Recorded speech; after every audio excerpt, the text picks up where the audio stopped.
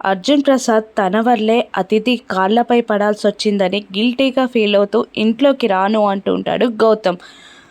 అహల్య నచ్చజెప్పే ప్రయత్నం చేస్తూ ఉండగా అర్జున్, సుభద్ర ఇద్దరు గుమ్మం దగ్గరికి వచ్చి ఏంట్రా అక్కడనే ఉన్నారు, రండి భోజనం చేద్దాం అని అనడంతో అర్జున్ మాటలు విని గిల్టీగా నేలకి తల వంచుకొని ఎలా ఫేస్ చేయాలా అని ఆలోచిస్తూ ఇక ఎమోషన్ తట్టుకోలేక వెళ్ళి అర్జున్ ప్రసాద్ని గట్టిగా వాటేసుకుంటాడు గౌతమ్. ఇక అర్జున్ కూడా గౌతమ్ చుట్టూ చేతులు వేసి ఏమైంది నాన్న అని అడుగుతుండగా, సారీ నాన్న, నువ్వు నా పక్కనుంటే నాకు కొండంత అండగా అనిపిస్తుంది, నువ్వే నా హీరో నాన్న, నువ్వే నాకు దైవం నాన్న, ఎందుకో ఎమోషనల్గా అనిపించింది, నిన్ను వాటేసుకోవాలనిపించింది అని గౌతమ్ అంటూ ఉండగా, కష్టాలన్నవి ఎప్పుడు ఉంటూనే ఉంటాయి నాన్న, వాటిని దాటుకుంటూ వెళ్ళిపోవాలే తప్ప ఇలా ఎమోషనల్ అవ్వకూడదు, ఏంటమ్మా వీడింత చిన్న పిల్లాడిలా ఇలా బాధపడుతున్నాడు అని అర్జున్ అహల్యని అడుగుతుండగా, కన్న వాళ్ళకి బిడ్డ ఎంత పెద్దవాడైనా కూడా చంటి పిల్లాడే కదా సార్ అని అంటూ ఉండగా, అవునమ్మా కానీ రేపు వీడికి ఒక బిడ్డ పుట్టబోతున్నాడు, ఆ బిడ్డ భూమి మీదకి వస్తే అన్ని ప్రాబ్లమ్స్ సాల్వ్ అవుతాయి అని అంటూ సుభద్ర అహల్యని తీసుకెళ్ళి భోజనం పెట్టు, ఇంత లేట్ వరకు ఉండకూడదు అంటూ అందరూ కలిసి లోపలికి నడుస్తారు. భోజనం అయ్యాక అహల్య గౌతమ్లు రూమ్లోకి వెళ్ళిపోతారు. ఇక అహల్యకి కూడా అర్జున్ ప్రసాద్ అతిథి కాళ్ళపై పడడం గుర్తు తెచ్చుకొని బాధపడుతూ ఉంటుంది. అప్పుడు గౌతమ్ టాబ్లెట్స్ తీసుకొచ్చి అహల్యకిచ్చి వేసుకోమని చెప్పి పడుకోబెడతాడు. బెడ్షీట్ కూడా కప్పుతాడు. పడుకోండి అని అంటూ ఉండగా, నేను పడుకుంటాను కానీ మీరు కూడా ఆలోచించకండి, మీరే నా ధైర్యం, మీరు ఇలా ఉంటే నాకు బాగాలేదు అని అంటూ ఉంటుంది అహల్య. చిరునవ్వు నవ్వుతూ, లేదండి నేను బాగానే ఉంటాను అని అంటూ ఏసీ ఆన్ చేయడానికి ట్రై చేస్తుండగా ఏసీ ఆన్ అవ్వదు. ఇదేంటి ఏసీ పని చేయట్లేదు అంటూ ఉండగా, ఏదో ప్రాబ్లం ఉన్నట్టుందండి, ఫ్యాన్ వేయండి చాలు, ఆ గాలి సరిపోతుంది అని అహల్య అనగానే ఫ్యాన్ వేస్తాడు గౌతమ్. భానుమతి గుమ్మం దగ్గరికి వచ్చి అదంతా గమనిస్తూ, కార్తిక్ గాడి చెప్పింది నిజమే, అహల్య మాత్రమే బెడ్పై పడుకుంటుంది, గౌతమ్ సోఫాలో పడుకుంటున్నాడు.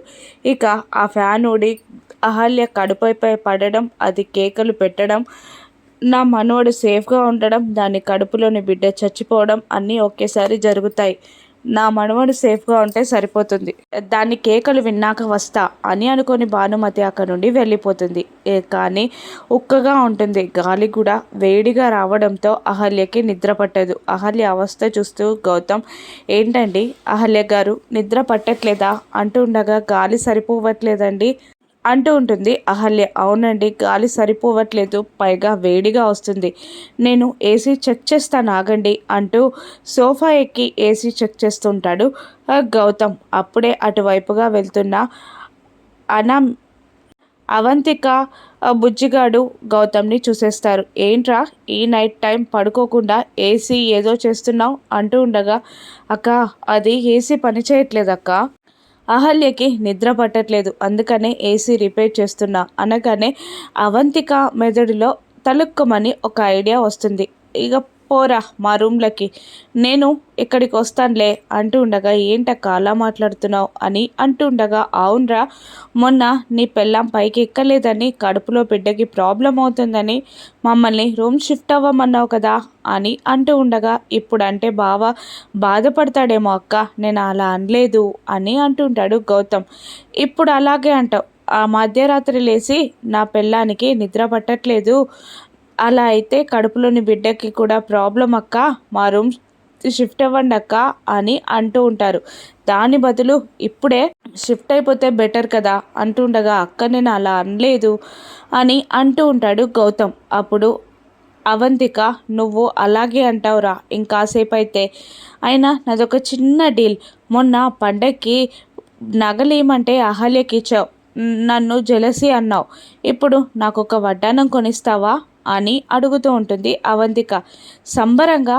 ఓకే అక్క ఖచ్చితంగా కొనిస్తాను అని అంటూ వాటేసుకొని, ఇక పదండి అహల్య గారు అంటూ అవంతిక కార్తిక్ లగేజ్ తీసుకోవడానికి వెళ్ళగానే అహల్యని తీసుకొని ఆ రూమ్లో నుండి బయటికి కిందికి దిగి వస్తూ ఉంటాడు గౌతమ్. భానుమతి కిందికి దిగి వస్తున్న గౌతమ్ అహల్యని చూసి షాక్ అవుతూ వీళ్ళేంటి కింది రూమ్లోకి వస్తున్నారు, పై రూమ్లో ఉన్న వాళ్ళెవరు అని అనుకుంటూ పైకి వెళ్తూ ఉంటుంది భానుమతి. మరోవైపు అహల్య రిపోర్ట్స్ చెక్ చేయడానికి అతిథి కోపంగా హాస్పిటల్కి వచ్చి రిసెప్షన్లో హెడ్ నర్స్ని పిలవమని అంటూ ఉండగా వేరే నర్స్ వచ్చి హెడ్ నర్స్ ఈరోజు లీవ్లో ఉన్నారు మేడం అని అనగానే ల్యాబ్లో అహల్య రిపోర్ట్స్ ఉంటాయి, తీసుకురమ్మని చెప్తుంది. ఇక ఒక్కసారిగా ఆమె వెళ్ళి వెతుకుతూ ఉంటుంది, కానీ అక్కడ అహల్య రిపోర్ట్స్ ఏవి కనిపించవు. నర్స్ ఎంతసేపటికి రాకపోయేసరికి కోపంగా అతిథియే రూమ్లోకి వస్తూ ఉంటుంది. ఏం చేస్తున్నావు ఇక్కడ అంటుండగా రిపోర్ట్స్ దొరకట్లేదు మేడం అని అంటూ అందుకే కాల్ చేస్తున్న హెడ్ నర్స్కి అని చెప్తూ ఉంటుంది.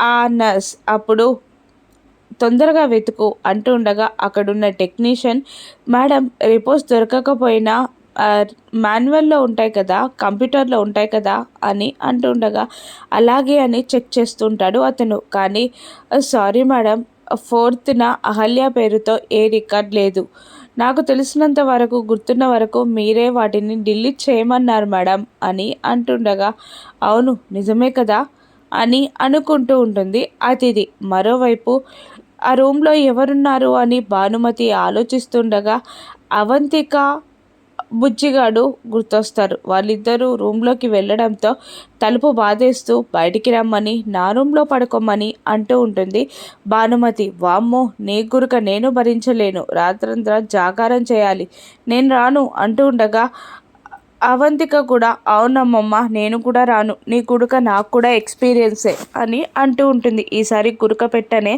కావాలంటే మీకోసం మెలకుగా ఉంటాను అని అన్న వాళ్ళు వినకుండా లోపలికి వెళ్ళి డోర్ వేసుకుంటారు. ఇక కార్తీక్కి కాల్ చేస్తూ ఉంటుంది భానుమతి. కానీ మందు తాగుతున్న కార్తీక్ అమ్మో ఈ ముసల్దానికి రాత్రిపూట కూడా నన్ను వదిలిపెట్టే ఉద్దేశం లేనట్టుంది అని అంటూ సైలెంట్లో పెట్టి పక్కకు పడేస్తాడు కార్తీక్ ఫోన్ని. మళ్ళీ అమ్మో నా మనవని కాపాడుకోవాలి అని అనుకుంటూ మళ్ళీ డోర్ బాధేస్తూ ఉండగా వడ్డానాలు చూస్తున్న అవంతిక బుజ్జిగారిని వెళ్ళి డోర్ తీయమని అంటూ ఉంటుంది. అలాగే అని వెళ్ళి డోర్ తీసి ఏంటి గ్రాని మళ్ళీ వచ్చావు అని అడుగుతుండగా ఏం లేదురా, మీరు వచ్చేయండి, మీ డాడీ ఎక్కడున్నారు కనిపించట్లేదు అంటూ ఉండగా తెలీదు అంటుంటాడు బుజ్జిగాడు. ఇక బుజ్జిగాని ముందు అవంతికకి ఫ్యాన్ విషయం చెప్పలేక కంగారు పడుతూ కార్తీక్కి ఫోన్ చేస్తూ మళ్ళీ వచ్చి రూమ్ డోర్ కొడుతుంది. గుర్తులేదు, నాకు తెలీదు, కానీ షెట్లో ఏదో దాచుకొని పైకి వెళ్ళడం గమనించాను అని బుజ్జిగాడు అనడంతో పైకి వెళ్ళాడా అని అనుకుంటూ పైకి వెళ్తూ ఉంటుంది భానుమతి. ఆ మెట్లన్నీ చూస్తూ వామ్మో ఈ 7 కొండల మెట్లని నేను ఇప్పుడు ఎక్కాలా అని అనుకుంటూ కష్టంగా పైకి వెళ్తూ ఉంటుంది భానుమతి. కార్తిక్ పైన మందు తాగుతూ చిందులేస్తూ ఉంటారు. అహల్య అదృష్టం కొలితే వేరే రూమ్కి మారిపోతుంది. ఆ ఫ్యాన్ ఎవరిపై పడుతుంది? అవంతిక పైన, బుజ్జిగాడి పైన? భానుమతి వాళ్ళని కాపాడుకోగలదా? రానున్న ఎపిసోడ్స్లో చూద్దాం. Thank you for watching.